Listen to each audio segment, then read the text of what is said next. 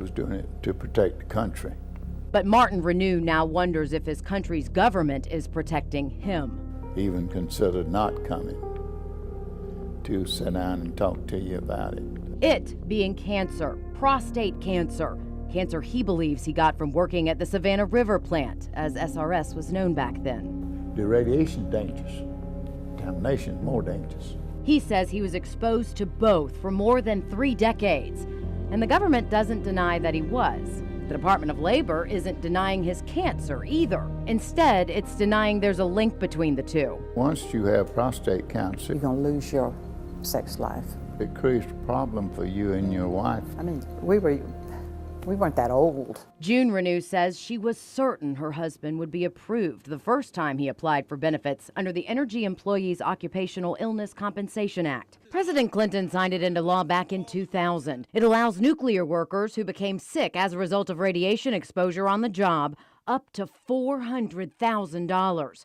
And on top of that, medical benefits. The Renews had no idea until one of Mr. Renew's former co-workers told him about it. What good's it going to do for me to go ahead and try to file for prostate cancer? He said, man, they sent me a check for $180,000. I said, you what? What they did was file. The first denial came in August of 2004. I felt a little bit angry.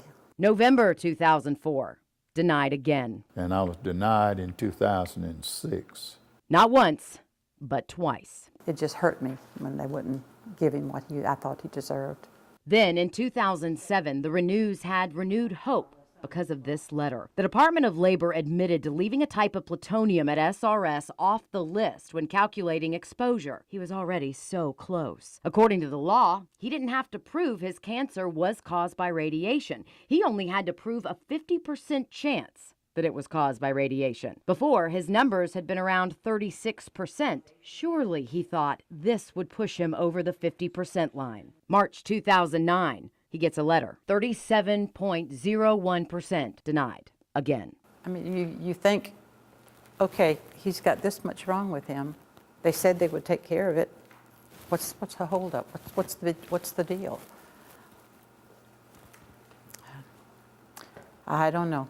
Another former SRS worker, also with prostate cancer, was less than 8% off.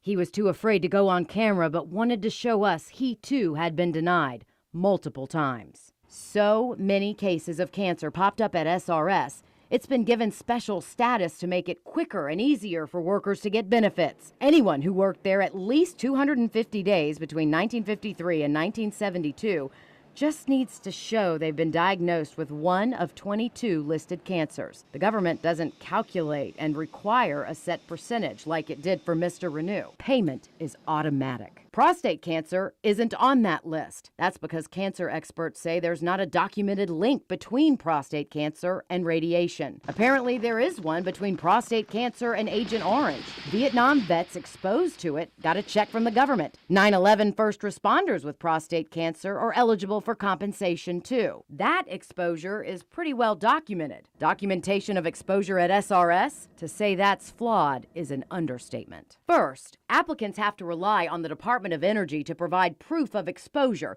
meaning the government gives the government the information used to decide if the government will hand over any money. Further tipping the scales in the government's favor, problems with the program itself.